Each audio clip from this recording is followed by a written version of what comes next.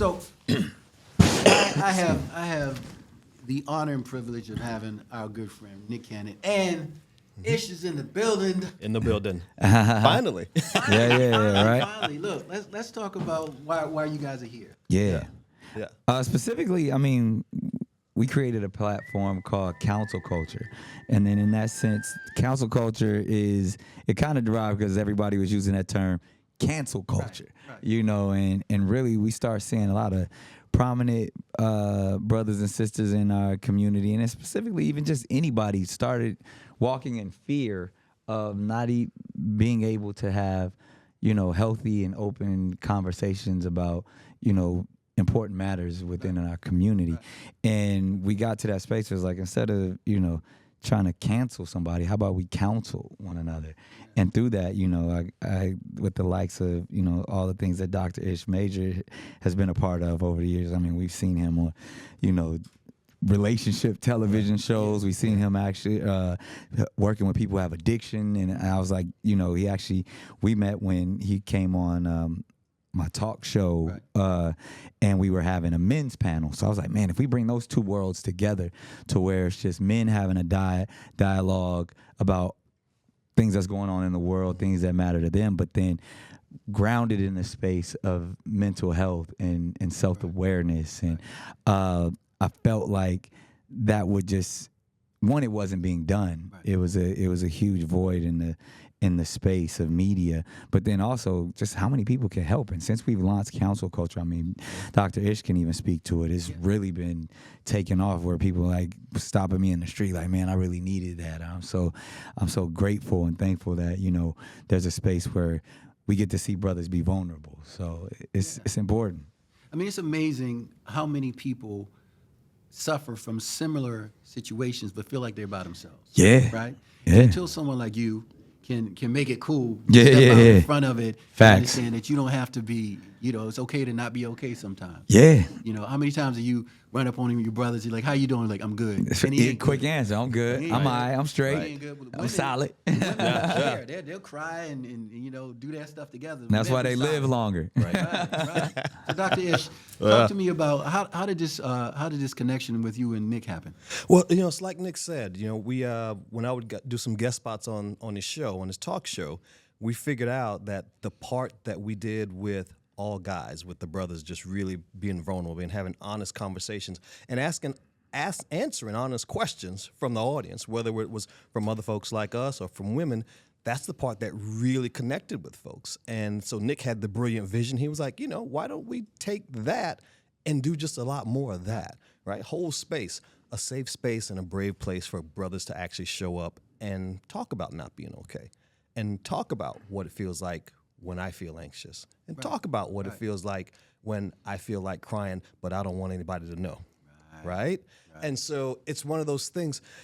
And so we do that within the show. But then the other thing we do, Nick, is we talk about, there's this concept of the Goldilocks syndrome, right?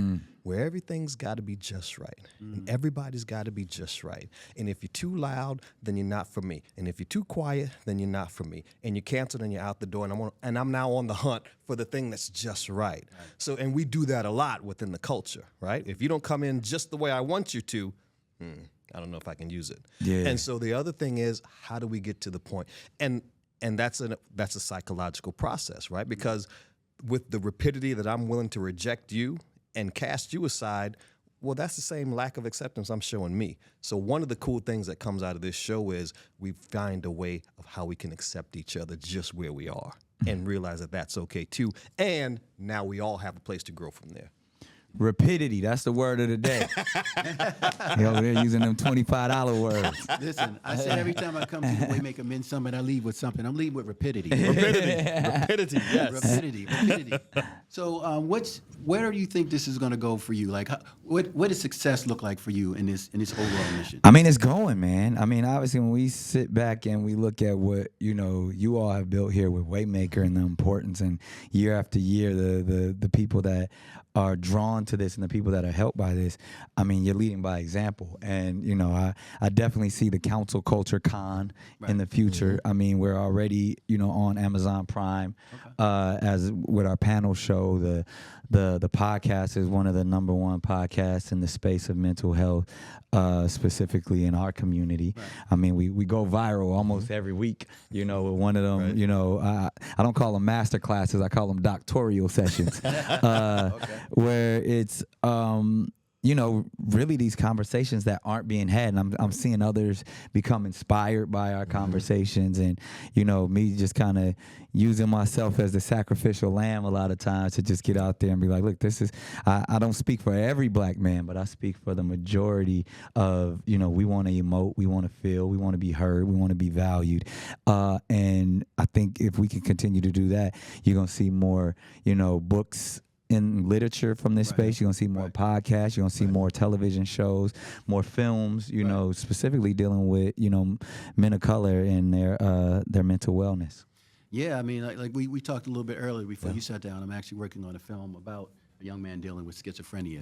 And the premise is really about the effect on the families and everybody around it, because it's not a one thing. It's not just that person that suffers. It's the families. It's all of that, and then trying to figure out how to get them the proper help that they might need. Indeed. You know. Yeah, that's powerful. We, you know, as black folk, we don't like to get help when it's mental illness. You know? Yeah, and we we got that uncle that in the basement. Nobody better stay back there and live with Big Mama. Stuff again. Hey, you know, just ignore him. He'll go away. You know? Instead of being helpful, we're embarrassed about it. Yeah. Right? How do you address that in terms of flipping how we as a community understand, deal with, be empathetic about, you know, our folks who are suffering from mental illness? Yeah, so I think we have to tell the truth about ourselves, right? One of the things, you can't heal if you can't tell yourself the truth about why you're suffering, right? Indeed. So one of the things, like the word you just used was embarrassed. I would challenge you to use a different word, right? We're not embarrassed by anybody in our family who has mental illness. It's way deeper than that. Yeah. We're ashamed by it. That's why we hide it in the basement. That's why we hide it in the closet, right? Embarrassment is me tripping over the carpet. I'm like, you know, carpet got me, right? It happens to everybody. It's okay. But the shame is the thing that I want to hide away, because that's the thing that makes me small. That's the thing that makes me feel like I'm suffering and I'm being treated unfair. Right? And as black men in this country, the last thing we want is to show up and find one more reason why somebody else is going to think less of me. Indeed. Right? And so and to acknowledge that and be vulnerable about that and say, where's the healing in that? Right. You know? Right. So once we can start that process and realize, okay, it's not just me. It's actually not just us. There's a lot of folks out there with a lot of different things going on, and it doesn't necessarily take us out of the game, right? We can still be a part of it and learn how to get help with this, right? But it's hard. We've got a bad history with medicine in this country, and brothers, we've got a bad history with psychiatry for sure, right? We are 3 times likely more than anybody else as black men to get misdiagnosed, but we're twice as likely to get hospitalized when we show up in the ER for something emotional, right? Yeah. We know this because we heard about what happened with Nick. I heard about what happened with Keith and them. So I'm not going when it's my turn. I'm gonna figure it out.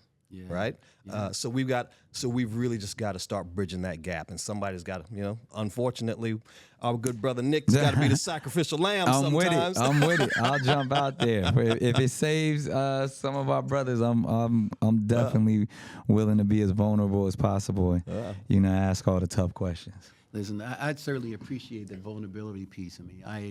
My family has a mental health platform we do called the Sunrise Project that we just started just because dealing with some issues with my son, my oldest son, being totally vulnerable here. Yeah. And we went through years of trying to get him okay. Right. Yeah. And we felt like we were by ourselves. Wow. And so when we started this, we started finding out every time you say something, you find somebody else who can relate. So we like to say is you can't heal until you reveal. There it is. Right? Yeah. But once you start talking about it, you start finding other people who are in the same situation that say, wow, I wish I'd known that. And then to your point about the fathers, like every time I go on, we do a podcast on Sundays. Every time I go on, it's the most listened to because they're not used to a black father willing to be vulnerable. Sometimes I cry. I'm not sure. I'm not ashamed of it. I have my son on with him. He might, you know, say, well, what were you thinking when you did this thing? Yeah. And they just want to understand and feel like they're not alone. So I think that understanding their resources, understanding that you're not by yourself is super important. So that, and then once we can normalize it, we can start moving forward. Yep. Yeah, you said it the best, man. We reveal together so we can heal together. And ultimately feel together. You know what I mean? That's the whole process.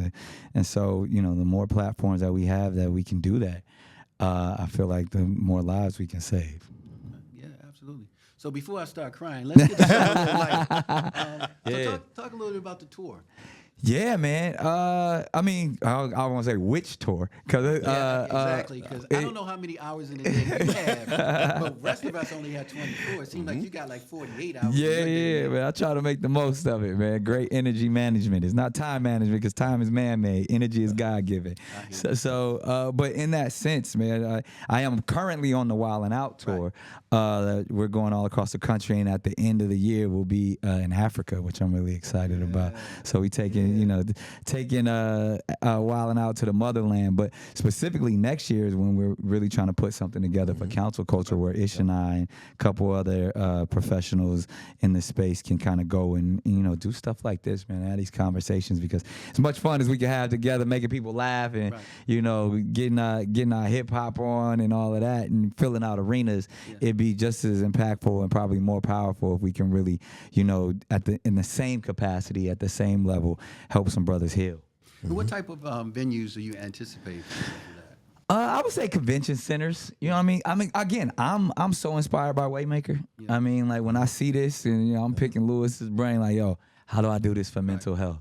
You know what I mean? How do I do this for, the men in our community that really, need assistance in every space, from schizophrenia to autism to, relationship advice. Like when you speak of mental health, there's so many entry points and things that we just don't deal with. And we always taught to be strong and suck it up and keep it moving. There's no spaces for us to be like, man, I need help. I need to go talk to somebody. I mean, some of my most successful and closest friends never seen a therapist, and it ain't because they can't afford it, or it's not because they just don't know the process. And then, as we all know, there's such a taboo on, talking about your feelings or emoting, that everybody's like, nah, I got it, I'm good, I'm doing all right, the bills is paid. Or even the people who hustling on the block, you got to stay strong, you got to keep your head on a swivel, I ain't got no time to cry.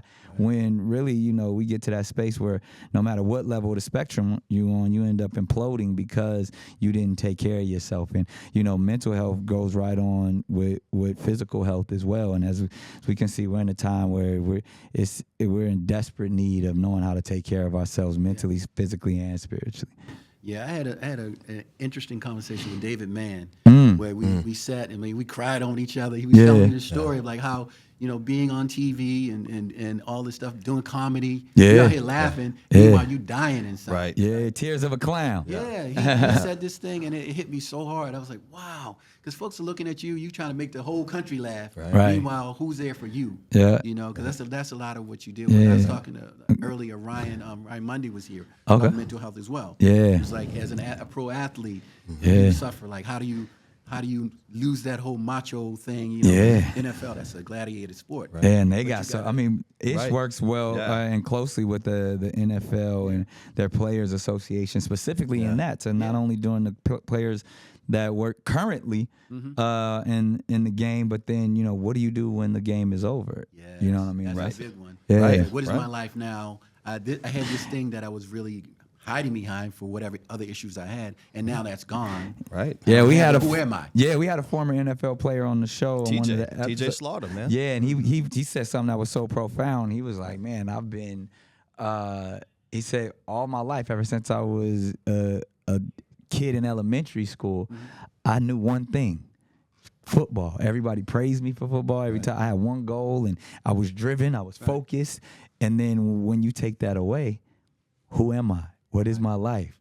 Like, I've been doing the same thing since six years old, and now you take that away from me, I have nothing. I don't have a reason to get up in the morning. When you feel like something like that fall on, bro, you like, wow. You know what I mean? You don't think about that. Like, these brothers that get praised for being athletes all their life, they getting adulation, they getting shortcuts, they figuring it out, and then as soon as that's gone, they're just sitting trying to figure it out. So Right. Dr. Ish works with those type of individuals all the time. It's like overnight, you walk out of that locker room for the last time, and overnight, your entire identity is gone, right? And your support group is gone. Yes. And your structure is gone. Your And finances. Your finances are gone. Yeah. And your purpose is Yeah. gone. All this is right? gone. It's Yeah. gone. No more attaboys, no more crowd, no more fans applauding you. The next morning, it's like it goes from a fan, a stadium full of 50,000 till the next morning. It's like, yeah, Nick, I need you to take that trash out. Yeah. Right? It's And, like, wait, and then what? you getting that dopamine high your Right. entire life, and then they cut you off cold turkey. Right. That's a super dark day. So it's just one of those things when we talk about who am I behind the work, right? Most of us in this country think we are what we do. Yeah. Right, but once Yeah. you can start to peel those layers back and see that there's so much more under the surface, then you've got a shot. So that's one of the cool things I enjoy doing with the show is bringing folks on who are these larger than life personalities, but then we get to see the humanity behind them and get to see that hey, they're actually really, really not that different from me. And that's just a cool thing to see. So how can people get on this mission with you? How can they stay up with what you're doing? Yeah. That thing. Like what, I mean, everybody know me. Anything that say Nick Cannon, I'm there. At Nick Cannon. It's on all the platforms. How can they find you, Dr. Yeah, Ish? same way, man. I'm on the Gary. I'm a Dr. Ish Major. I'm on every platform you can imagine. You can YouTube it. You can find the clips. And if you do Dr. Ish Major Nick Cannon, you find all those viral clips that Nick was talking about. And 'cause- then council culture, Yeah. anything with, hashtag council culture. Yeah. And, Got it. our council culture podcast, Yeah. our council culture show on Amazon Prime. You could just stream it at any time. Perfect. All right. So before we get out of here, I know you got a panel to do. Yeah. We about to go talk to Go the talk young to folks. Go talk to the young folks. What are you talking about today? So you're talking about mental health? Is your panel? mental health? That's why we here, man. I mean, I think if there was anything for me to offer, I mean, I see all of these. You got CEOs and billionaires and titans. I was like, my space. If I could at least just encourage somebody to take care of themselves, mentally, physically, I think that's the most I can offer for this time around. That's awesome. Well, Yeah. we appreciate you, gentlemen. I appreciate you taking time to talk to me about something other than laughing and comedy. This is Yeah. amazing. I think this is important work and awesome to see you doing it.